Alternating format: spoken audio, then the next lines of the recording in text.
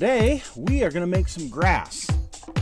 No, I'm not in Colorado, so it's not going to be that kind of grass. It's our techniques that are so simple and sensible, your modelers have practically built themselves.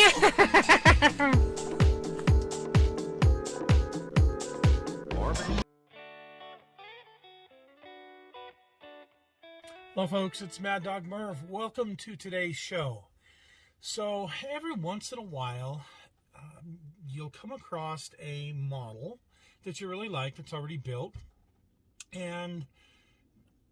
or you have one in your own collection that you built some time ago and it needs maybe a little bit of refreshing, a little bit of work. Every once in a while, I like to buy or get car models that I usually don't do it with airplanes, but some people do. You can do this with airplanes, tanks, whatever. But usually it's cars with me. And you'll get something that somebody else has built. And, you know, it looks pretty good, but you definitely want to, you know, change some things. You want to refresh it, whatever. If you do, I highly recommend you don't pay a whole lot for it. Unless you have a great parts box, which I do. And even with a great parts box, you know, I got a lot of parts I can, you know, throw in. It's still quite a bit of work. And at some point, economically, it just becomes better off to get yourself a kit. But what if you have an old kit that's, you know, kind of out of production or fairly rare, and you want to, you know, spruce it up and make it neat? And we talked about this about a year ago. I had a model of a 1967 Mercury Cougar that I completely redid and made that into a model of one that I had. And I think I can put a link in here for that if you want to check that out. But today what we're going to do is I've acquired a couple of Mustangs from a trade that I made with a gentleman, a friend of mine. His name is Dan. And, well, I'm going to go through them. I'm going to redo them. On camera, we're going to do one of them today because I really don't have time for both of them. We're going to do this one today, and I'll show you how I take it apart, what I do to rebuild it, and we're going to repaint it and, you know, make it into, you know, what I would do. So stick with Mad Dog Merv, and I will show you how to rebuild and refurbish old models. Well, our story starts today when I was thinning out my collection of built cars. And I got a bunch of really neat ones. The problem is I got too much. I got hundreds. And so I wanted to keep my Mustangs, the models of my personal cars, my Chargers, and a few other things. And, well, I had a couple of boxes of stuff. I couldn't sell them. Wasn't sure what I was going to do with them. I didn't have the heart to throw them out. But my friend Dan actually builds a lot of cars. He has quite a few in his collection as well. And I asked him if he wanted them, and he was gracious enough to take them all off my hands. Look, this is the third level of that stack. He had a couple of cars as well that were older builds that he said, hey, are you interested in them? And among those were a couple of Mustangs. And I said, I would take those Mustangs in a heartbeat. One of them here is the 67 GT350 kit that I absolutely love. This is like in my top 3 of car kits. I love this thing. I've got a bunch of them. I got a ton of spare parts. Oh yes, easily I can remake this one. Dan had built this many years ago, and there's a few parts that are missing on it. There's a few additions he's made to it, a few custom things, and well, as you can see, it was built quite a few years ago when he was much younger. So this is going to be, for me, a pretty easy rebuild. I know you'd look at something like this and say, ooh, that's going to be a lot to tackle. Actually, it's not, and we'll go into the steps of what I do here in a moment. Now, this one here, much easier. This one looks great. Missing a few parts, of course. It's a 69 Shelby GT500, and he added a few extra parts, you know, a few custom things. But hey, we're going to get going on this one eventually and do some fun things with it. So whenever you have one of these older cars, it's important that it was built with tube glue. because if it was built with something else, it might be really hard to deconstruct. Fortunately, those old, as you call them, glue bombs, you know, you've heard that term, glue bomb, those are great. These fortunately were built with that non-toxic glue that is kind of a orangey smell, and that stuff, well, it's easier to deconstruct than anything else. And as you can see, in 10 minutes, this is 10 minutes, I had that 67 completely apart down to this point in 10 minutes. That's the beauty of tube glue. It doesn't hold together very well, so it's very easy to deconstruct. So our first order of business is going to be to strip this body down. So I want to make sure I get all of the body parts together that I want to get stripped. And I'm going to use just some easy off, but any real oven cleaner, okay? Any of this caustic soda oven cleaner will work. And I'm going to spray that on the parts and put it in a bag. As a word of caution, make sure that you wear gloves. Do this in a well-ventilated area, and do not breathe the fumes in. They are very, very bad for you. So I've got the two pieces in the plastic bag. I sprayed a little bit more in there, and I'm going to let that just kind of sit, percolate on itself for a good half hour before we pull it out and clean it off with some soapy water. So here is our preliminary strip. I actually left it in the bag for over a day while I went on a little trip, and took the toothbrush to it with a little bit of soap and water, and you can see the dark paint mostly came off, but some of the red came off, so that's good. So we're gonna try stripping this down a little bit further. We're gonna give it another coat of oven cleaner. So back in it goes, this time for only about a half hour really. And I'm going to scrub it with a toothbrush really hard when I bring it out with some soapy water, and the results are actually pretty darn good. Now I've got some areas here that are still a little thick. I'm going to take some 400 grit paper, wet and dry, and I'm going to hit those areas, and I'm going to knock those high areas down. And you can see I'm not going to get all this red off. Obviously it was like a tester's spray can, but hey, it'll be okay. We're going to be fine. So we're going to use some Mr. Primer Surfacer 1000 and spray the whole body down. And you can see how that looks. I put it in my airbrush with some Mr. Color Thinner, and it sprayed beautifully. It dried quickly. It is a great primer surfacer. I'm very pleased, very impressed with this item. So there are some imperfections I'm going to have to work on.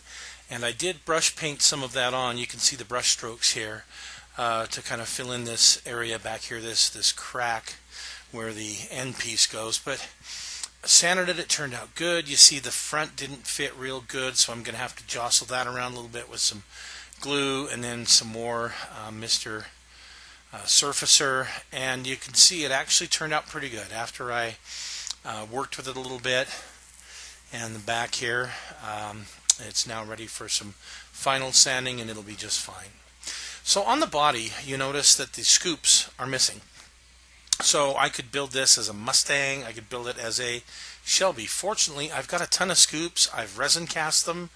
And, well, these I just took out of another kit. So I went ahead and put those on and got those primed up, and that looks pretty good. This body looks like it's ready to paint. And you see after the final sanding here, yeah, I'm okay with that. This little imperfection, I'll be fine with that. And the front looks very good. We're ready to go, I think. And another look at kind of the final ready to go product. So now I've got to decide on a color. And the problem is I've got a lot of Mustangs already. I've done a lot of different colors. But recently, remember I went down to Flogfest in St. George, and there was this Mustang, and one half of it was painted this beautiful, beautiful medium blue, and this other half this nice light baby blue. You know, I've got some blue Mustangs in my stable already, but man, this looks pretty good. So I get out the old color chip, and I'm looking at the colors here, see what I don't have yet, and I notice this frost turquoise at the very top. And guess what? I just happen to have a paint that matches that up, I think, really good. It's a Tester's Model Master, and of note, 67 Shelbys, 68 Shelbys were not painted with this ice turquoise. Okay, there were other colors they were painted, but there were some colors in the line that they were not painted. And 67 was the last year they used the frost turquoise on Mustangs. So kind of a rare color. And you can see I sprayed it on there, and then I went over it with my polishing pads. And I started out with the 1000, went up to like 3000, and then 5000, 10,000, and then I used some Novus polish to polish it up, and you can see it looks pretty darn good. So for the stripes, I could have painted them on. I've done it on other Mustangs before, but you know what? I have extras, and so I just used some white GT350 stripes, and they went down just fine. A little bit of decal set, and they went right in. Now it's time for the glass, and the glass, as you can see here, had paint on it. Oh, and glue on it, and oh boy, so this is going to be a challenge. So I'm going to take some polishing pads, and I can't remember what I started out with, but it's like 1,000, and just started polishing, and hey, I got a lot of stuff off. But I got to this point here, started using like a 5,000 grit, and I put too much pressure, and I snapped the windshield right in half. Oh boy, I wonder how that's going to work. So putting it in, no, this isn't going to work. I can't have something like that in this vehicle. So I'm going to have to pull it out, and I used a stock glass from my parts box. Now it's time to get out my Molotow Chrome Pen, and actually I'm not going to use the pen, just the chrome liquid that's in it, and I'm going to hand paint this with my brush all around. All of my chrome trim, I usually hand paint that. And I really like the results. I think it turned out really good using the Molotow Chrome. You just have to be very careful. Got it here around the taillights. Now, once I finished with the liquid chrome, I went around with some of that future floor polish and just did the chrome areas to give it a nice protection so that in case I bumped it or touched it, it wouldn't screw it up. And it actually turned out very, very good. So, let's move to the interior. The seats had something else. I could have used them, but I chose not to. I'll throw these in the parts box. We'll use them on some other project because they are pretty decent seats. But here's the problem. In the interior, well, he had taken the door panels out for some reason, so I have no door panels. That's going to be a problem. Now, I do have some that I've resin cast, and I could use those, but I went ahead, and you can get these off eBay. There's guys that sell spare parts, and I took an interior out of the spare parts box. You can see I painted it up here, including the seats. Now I have resin cast seats as well, both 67 and 68, but these again are out of one of the other kits. And here's the interior with that brushed aluminum front there, and the gauges. I think it turned out okay. I like it. Yep, this is going to work just fine for me. When it came to the suspension, there wasn't much wrong. I did need to do some work on the rear suspension because the differential was put in the wrong way, and it did have some problems with the front suspension, but that was real easy to fix. Went ahead and painted up the stock exhaust. I did get some traction bars because I like that look, and I put those on there. Now the engine that came with it I could have used, but again I chose to throw this in the spare parts box because I've got several small block Fords that are in different stages of being built, and here was one that was pretty much already painted. I just finished it up and put it in, and it turned out great. Now I did have this fun thing. This front spoiler came off of a 66 Mustang kit, an old AMT kit, and I modified it a bit, and I think it looks really good on this 67. Did have to come up with some headlight tubs and some headlights out of the spare parts box, and of course the Shelby badge on the front is a decal. But you can see here I've got the door locks on it. I opted to keep the stock mirrors because I really like those, and as you can see the chrome didn't turn out too bad, so all in all I'm happy with that. And looking in the interior, I love the gauge cluster and that steering wheel. Here in the back, I did have to hit the spare parts box for the exhaust tips and the backup lights, and of course a license plate. And here's a look at the passenger side. Looking pretty good, I think. One final look at the underside with the body on, and I have weathered it a little bit with some rust color and just a little bit of gray. Well, let's flip it over and take a walk around it and take a look at it all, shall we?